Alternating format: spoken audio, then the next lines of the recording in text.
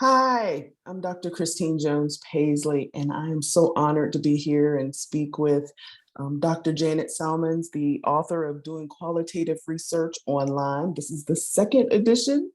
Um, Keynote, Dr. Salmons was my dissertation chair or mentor, however you want to term it. She was my person that oversaw my dissertation. And let me tell you, I was so comfortable and confident in making sure that I had a dissertation that was sound in research, sound in data, and sound in my findings. So welcome, Dr. Salmons. Well, thank you. And I feel like whenever I am writing about research, I think about my former students and, the kinds of questions people ask and the things that they struggled with, and really try to frame what I'm writing in a way that I hope will be helpful. It is. I always tell people I had the privilege of having someone who is like a foundational author of qualitative research, and you were always pushing me to, okay, what about this, have you thought about that? And so I'm just excited about this book. I guess it was a little bit ahead of my time because my dissertation topic I worked with talking about online. I got all of my data and things online, and we had some challenges in terms of making sure that the information was valid and all of that great stuff. But now in the age of COVID, people are, new doctoral learners, Right, new researchers are realizing, okay, right. I may not be able to do face to face. So why is this book so important? Tell us a little bit about why you think this book is so important at this time. We know COVID, but what else? Right, right, right. And certainly the pandemic forced some people who were accustomed to doing research face to face to shift to online. And certainly not, if you have all options, it's not always the best choice. But I think there are many kinds of research that we can do online that have some real advantages. And Mhm. as you may recall, part of the reason that I started to write about this was that when I was a doctoral student, I knew that I wanted to talk with participants in other parts of the world, but I had no funds to travel to other parts of the world. So at the time, I'd been doing a lot of webinars, and I thought, well, why can't I use this technology to do interviews as we are now, which at that time, was not a usage that it was common. But I found it to be quite a robust option, and that really drew me in. So I think we have a much, if we're researching participants, we have the chance to connect with people who are in other geographic locations. We have the ability to connect with people who might be in more restricted or protected environments, where coming in as an outsider might just be, Mhm. too much of a researcher effect, where, we have the chance to connect with people um, in a cleaner way, shall we say. Mhm. And then, of course, there are, more and more materials available online, historical materials that are being digitized and put into libraries and archives. And so, Mhm. there are just, I think, a lot of advantages that make it attractive to researchers today. Now, this book, the way this book is written, it really is a guide for new researchers or new doctoral students. The way you have it laid out, let's start here. Mhm. Let's first explain what is qualitative research. You might want to say just qualitative Right. research. Some people may not even know that piece. Well, qualitative research is one of those areas that it's it's hard to pin down and define. I mean, in the past, it was characterized particularly because there would be a smaller group of participants that were looking deeply into the experiences of a smaller group of people. But today, qualitative researchers might use big data or large data sets or even large populations. So the size is not necessarily the characteristic. Generally, we think of qualitative research being more associated with the stories and the words and the pictures rather than focusing on numbers. So I think even with the new approaches and with online qualitative research, we're more interested in getting behind the surface and really digging deeply into the experiences, whether those are represented by a participant telling us about them or by reading some archived documents. Okay, so you were talking about that, and of course, I'm thinking about back to your book, and I loved how you explained um, about the miner, the gardener, the traveler, Uh-huh. those metaphors. And I know some people are like, "What is she talking about?" But the different types or options for qualitative research. Right. Can we talk about that for a little bit? Because a lot of Sure. people don't understand that piece. Right. Well, I think part of it is about positionality and your role as a researcher.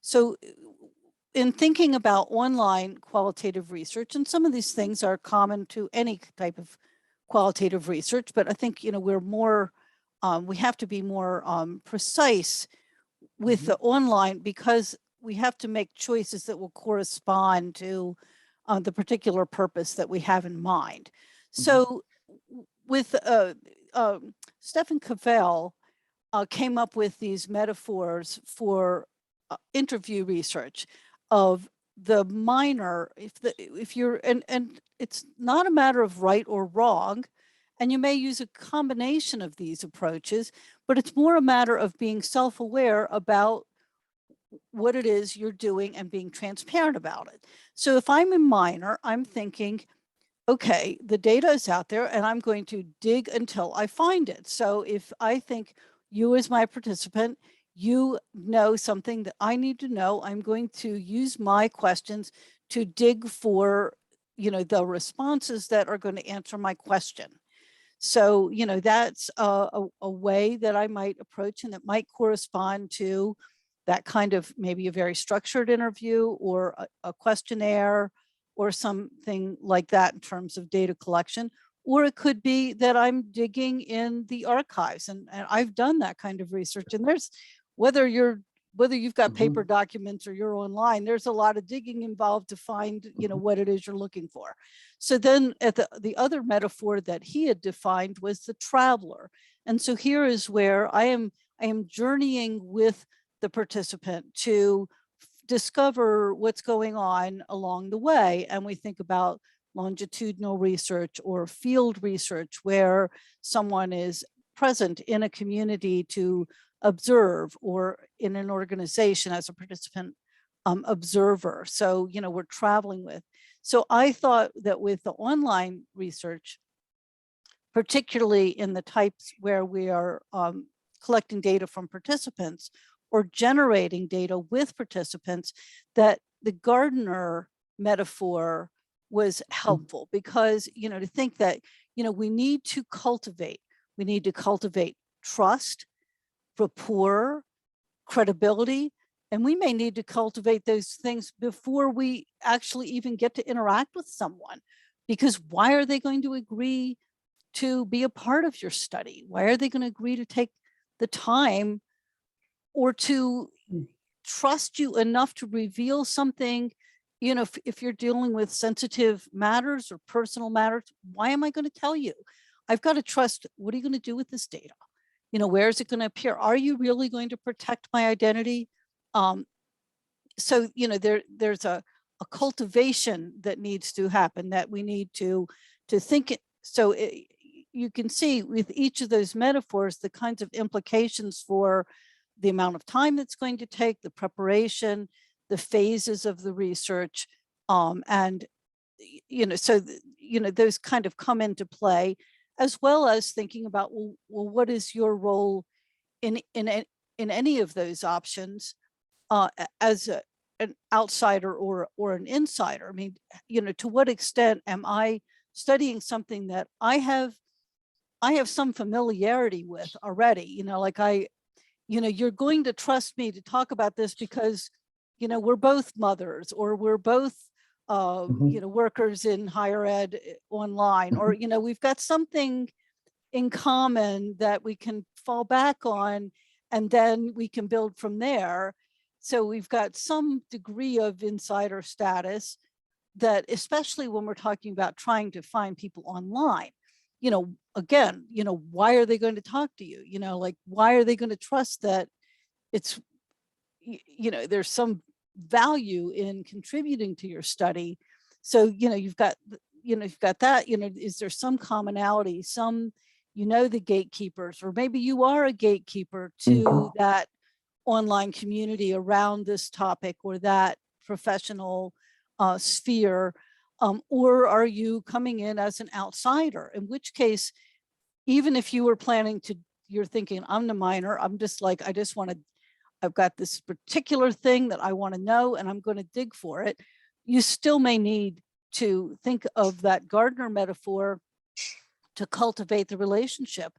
And if you're thinking, oh, well, no, I'm just going to I'm going to use existing data or documents or Mhm. data I find on social media, I don't need to do any of that. Well, yes, you probably do, because there still may be moderators of a discussion group that you need to negotiate with to get access, or even with librarians or archivists, or private collections of materials that might exist, maybe in a company or an organization. So you're probably gonna have to deal with some people somewhere. So I think that, having that gardener metaphor in mind to say, okay, how am I going to plant that initial seed? And then what am I going to do to build this respectful relationship? And however far I might be away as an outsider, what do I need to understand, even just in terms of the way that people might address one another? Are they casual, or are they formal? Mhm. What is going to be a respectful way to work with them? Now we talked about the metaphors, and I'm sure some people are like, "What?" So let's we'll talk about the traditional Mhm. options for qualitative research. Dealing with extant and elicited, and enacted Mhm. options. So let's tie those together, because I like the minor gardener and traveler metaphors. Mhm. Because when you're digging for research, and as a new researcher, you're like, okay, I don't quite understand what this means, or quite understand what that means. Um, can you tie those together with the traditional academic terminology for? Well, uh, I think probably in the more conventional qualitative literature, they may talk about the kind of the insider and the outsider, and Mhm. positionality in terms of those roles. I tend to, with all of these things, to people will notice in my work that I have a lot of continuum types of diagrams, because I think there are many, shades of gray. It may Mhm. not be that you are a total outsider or a total insider, Mhm. and you might be, there's more of a spectrum involved. I could say there may be something you have in common, even if you are not a total insider in a Mhm. situation. So I think in updating some of those kinds of ways of thinking about qualitative research, some of the principles I'm describing would be common, really to any study. But Mhm. I just think that we need to be more, again, more conscious of those decisions when we start to think about, well, how am I going to use technology to do this? And Mhm. what kind of technology? am I going to use? You know, we were talking about technology and in this age of spin, Mm, really, how can a new researcher or a doctoral student really protect themselves against misinformation, and protect not just themselves, but their study? How do they go about making sure that what they're pulling hmm isn't is truthful? I mean, yes, we talk hmm about ethics, and I want to talk about Right, that here in a minute too, right. but how Well, can they really well, protect I think themselves? that's that. One of the concepts, again, from qualitative research, just more generally, there we can think about mixed methods where we're Mhm, combining qualitative data collection or analysis and quantitative data collection and or analysis. But we can also think in terms of multimodal, which would be using more than one form of qualitative data collection. So I think that, if we're using, let's say, extant data of the type that we find social media posts, things from online communities, comment section to online publications and those kinds of things. Well, how can we triangulate that data with another type of source? So, maybe I want to do some interviews or a focus group or a questionnaire or something with some actual participants that will help me to kind of verify whether, say, the impressions that I'm getting around this research problem from the posts that I'm reading are accurate, or that I understand the context for those. Because mhm. again, going back to your earlier question, I think one of the things that attracts me to the qualitative research is that, the life is complex.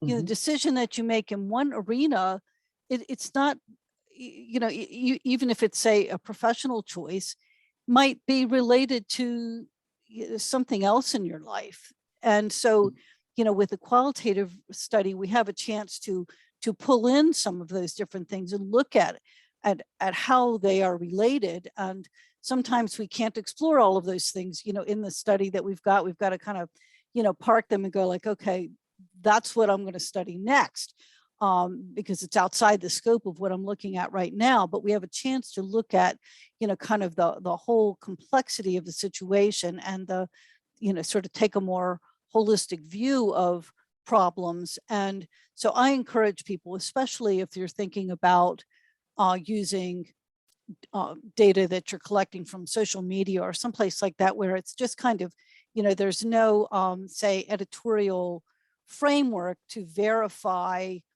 that this is not just a bunch of bots that you're collecting data from, so to look at, some other data collection that would allow you to kind of get a little bit more of a reality check.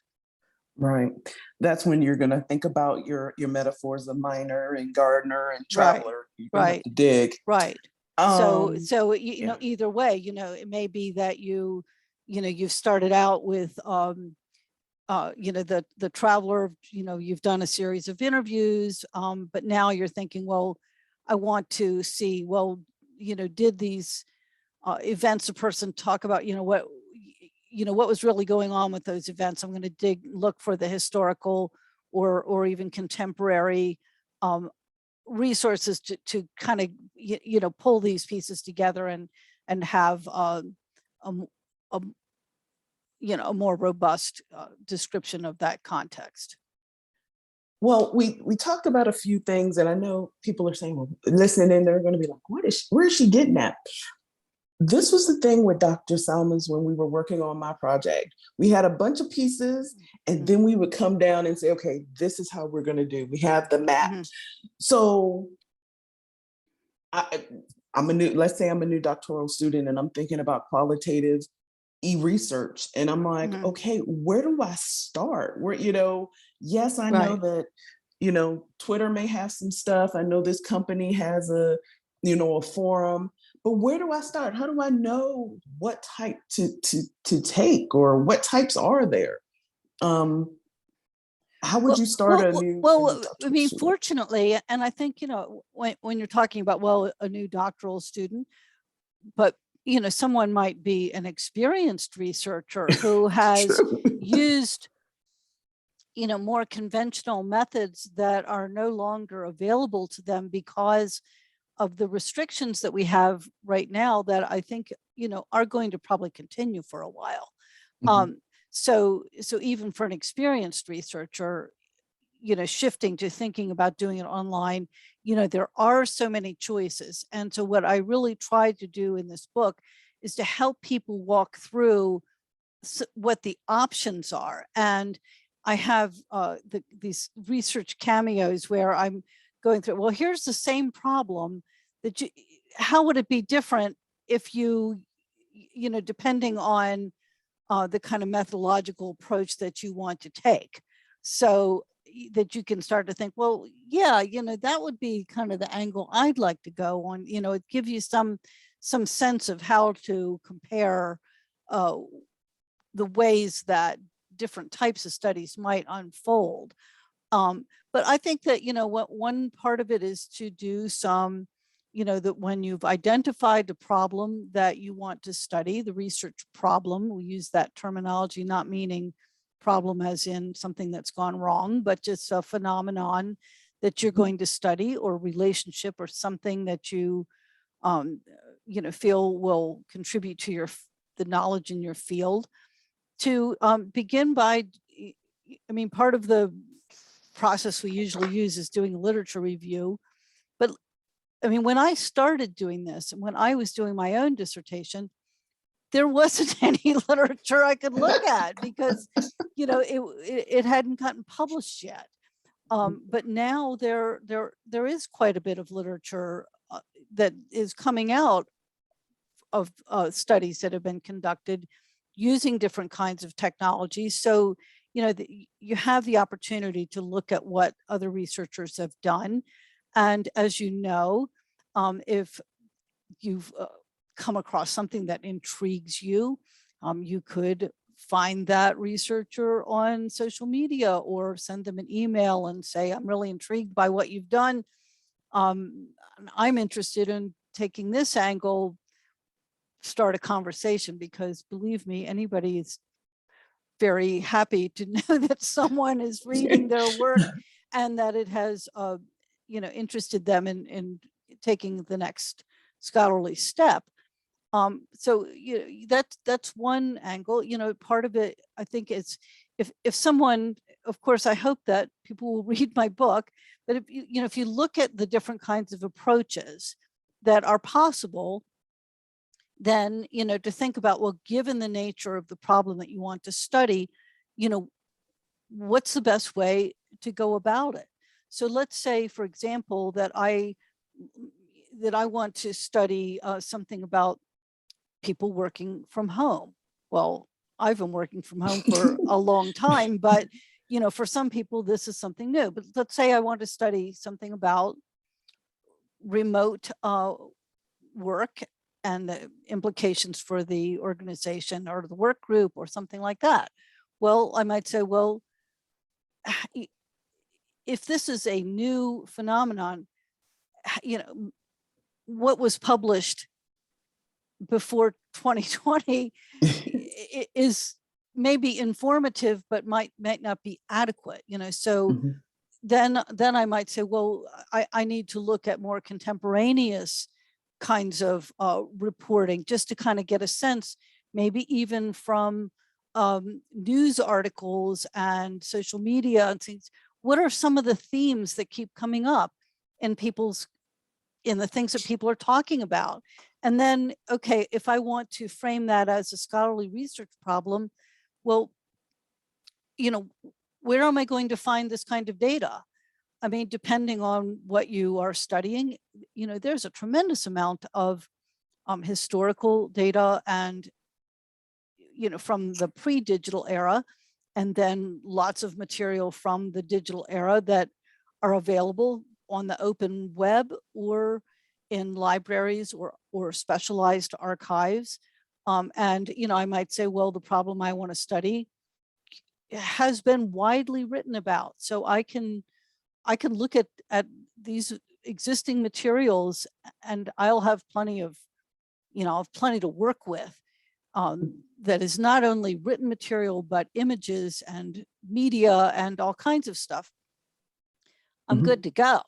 Or I might say, this is a new phenomenon, or, the things that are happening right now are so different that even if people did work from home, back into history, it's not the same as where the entire company and everybody's working from home. So I might say, well, the historical stuff is just not going to be, or even things that were written are just not.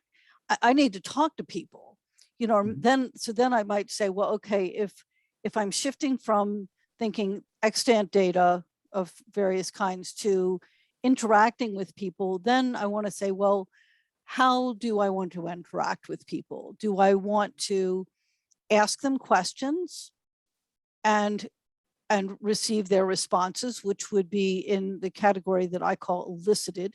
So here it's any kind of, I'm going to write a prompt in a discussion forum, in an online community of people who are talking about working from home, or I'm going to, develop a questionnaire or something that I could use in an email exchange or a text message exchange with participants, maybe over a period of time. Or do I want to ask people questions, much as we are here? Or do I want to get a group of people together and do, more of a focus group or a group interview, because I'm interested in how they, kind of spring off of each other's comments and kind of, get that conversation going. Or it may be that what I want to talk about is very sensitive, and it's very personal, and it's not something that is going to be easy for someone to really express fully simply in answer to a set of questions or even a set of prompts. And I might say, well, now I need to do something different.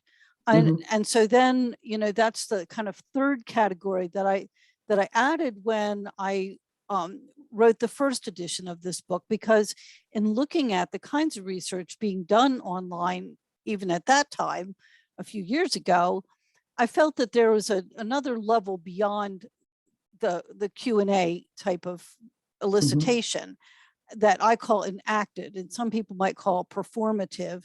And that would include creative methods, arts-based methods, scenario kinds of interviews, or even simulations and things like that, role plays, where you're trying to create a situation where the person is responding in the moment, to a situation, so that, you can use that as a way to get the conversation going, but also, to generate data around things that might be just difficult to discuss.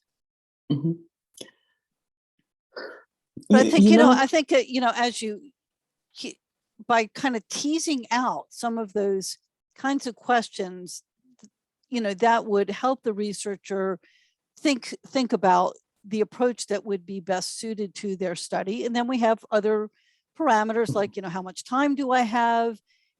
Is this something that, if I'm an early career researcher or an established researcher, in other words, someone who's already out of school, and I'm thinking, well, I can do a study that's going to last 3 years or 5 years or 6 months or, some period of time. If I'm a doctoral student, I may be thinking, well, okay, this is a very, very big problem. I'm going to study this part of it for my master's or doctoral research project. And I can still discuss that broader context, but I'm going to narrow it down to something in particular. In your book, you say, it might be a whole chapter, but you say, think like an architect. Right. And it sounds like what you were doing here. Explain what do you mean by think like an architect? Well, I'm trying to put the emphasis on the design process and on thinking through as many of the elements of the design as you can before you actually formalize your proposal and begin to collect your data. So, thinking about the implications of each of your choices throughout all of the different parts of the study. So let me give you an example. Let's say I'm thinking I'd like to do an interview like the one that you and I are in right now. I want to use video conferencing. Okay, do the people I want to interview have broadband? Do they have webcams? Are they comfortable being on the camera? So then now that's a sampling that's going to influence my sampling and my population questioned. How am I going to use what visual data am I collecting? Would it be okay if the person turned off the camera in the middle of the interview? Or would it be okay if they use a virtual background so I can't see their setting, or do I want to see their setting? If you're looking at me right now and you're thinking, I know when I'm watching the people on television now that they're all in their home offices, I'm always like squinting to see like what are the books on their bookshelves? Yes. What are the pictures on the desk? What is the diploma on the wall or the painting on the wall? What are the, do you care about those things? How are you going to use, what's the observation piece? So that, thinking through all of those things, I work with people in parts of the world where they don't have access to broadband, and doing an interview, especially something that also use, say, shared applications, shared whiteboard, or other kinds of interactive things that I like to use in a creative methods approach, might not work for them. Well, so do I say, well, what's more important to me, to have these people as my participants or to have these approaches that I want to use? And, so you've got to think that stuff through before you get started, because otherwise, you could get underway and just realize, this is just not going to work. And then you're back to square one. I think the great part of your book is that it really does flow. It's like, okay, here are your examples that we have. Here's what we're going to be talking about. I'm going to keep referring back to these, these examples throughout. And it kind of reminds me of when I was going through my doctoral journey, and even as researching after I was done, I outlined using some of your headings. So I would remember, okay, what am I doing here? What am I doing there? How do I want to ask this? As you were planning the book, what made you think about just putting it in that type of order for people?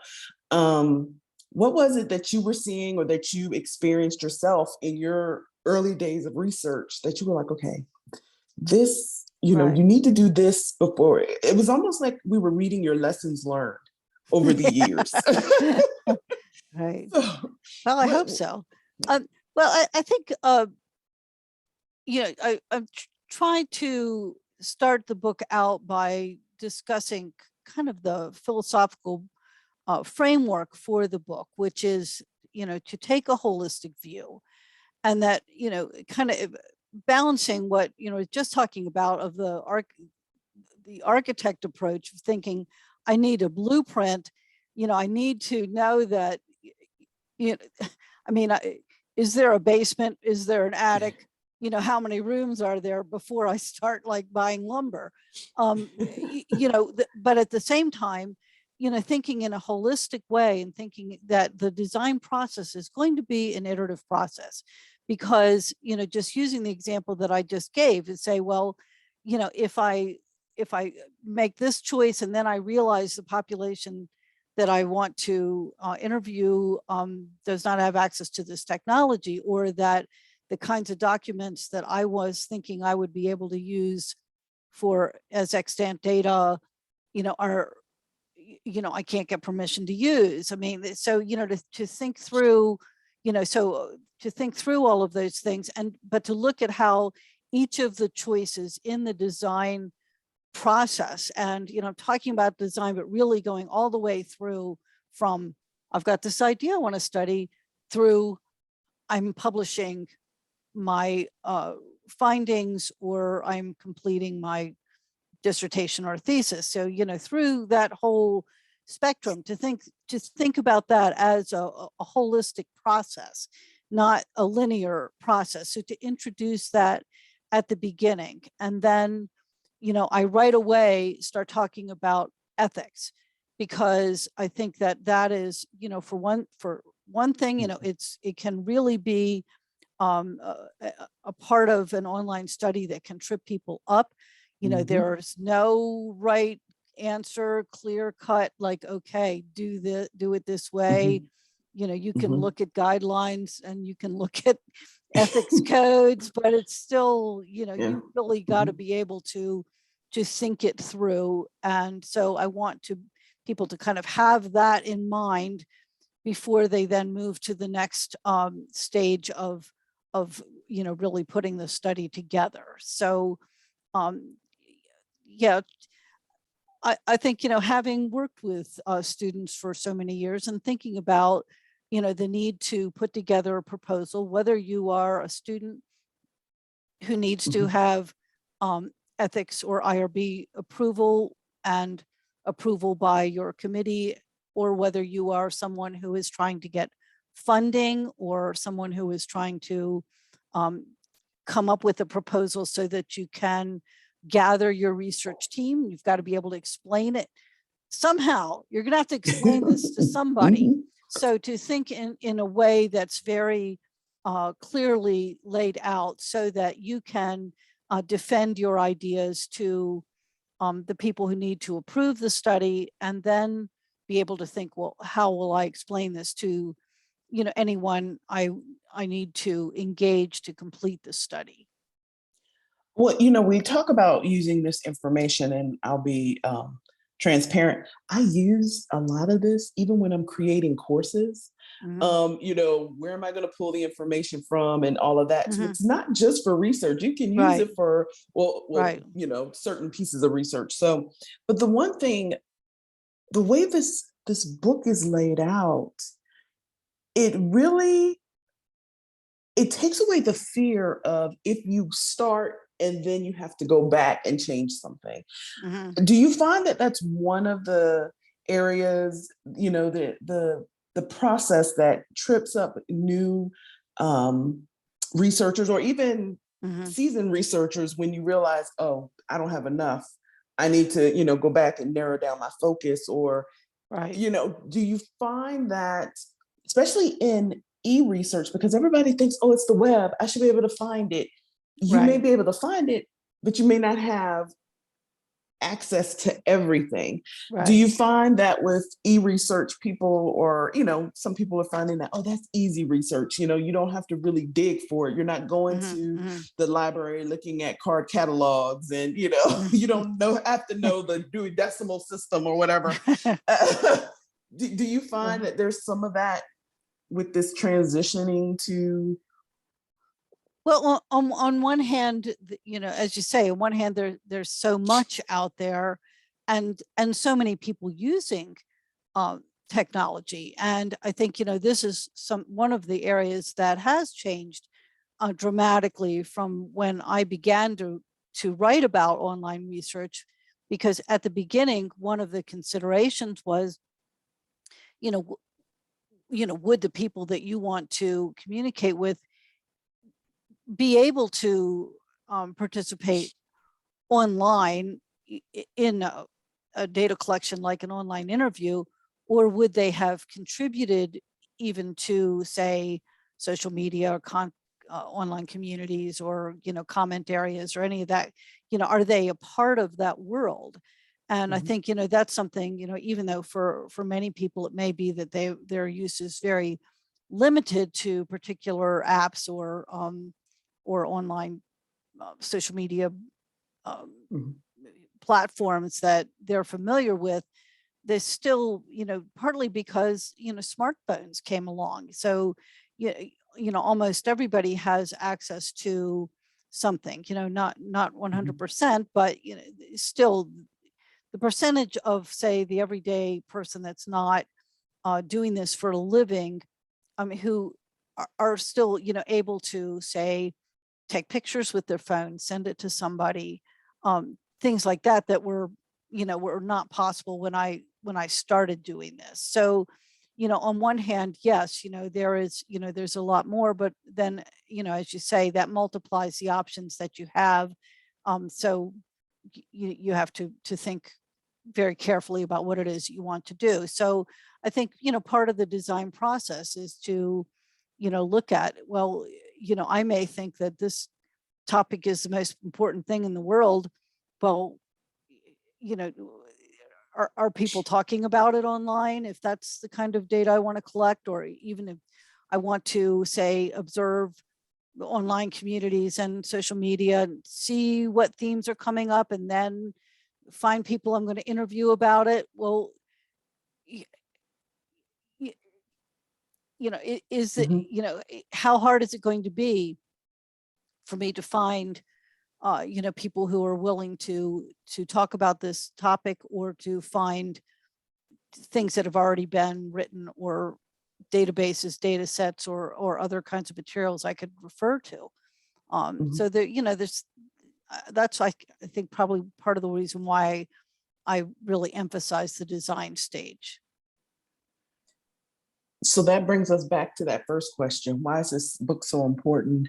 I think you answered it in this interview. It's so important because the But design. but You don't I want mean, oddly, even though obviously the internet's now been around and popularized for Mhm. quite a while, some people have grown up with knowing nothing else in terms of how information flows.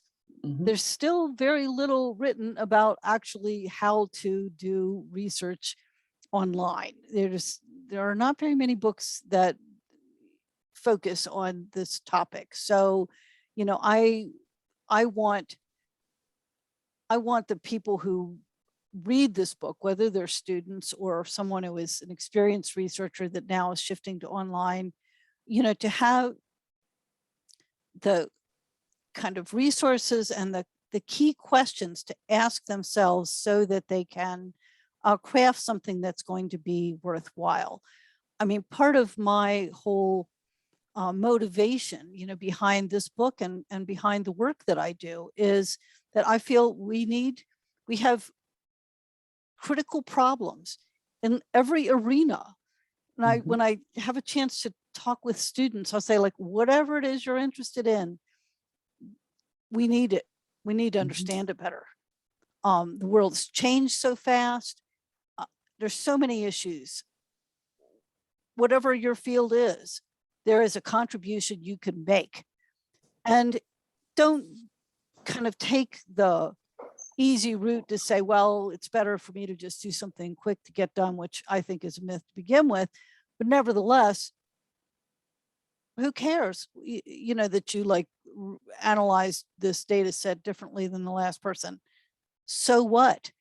Do something that's going to help the world understand, this issue, whatever that topic might be.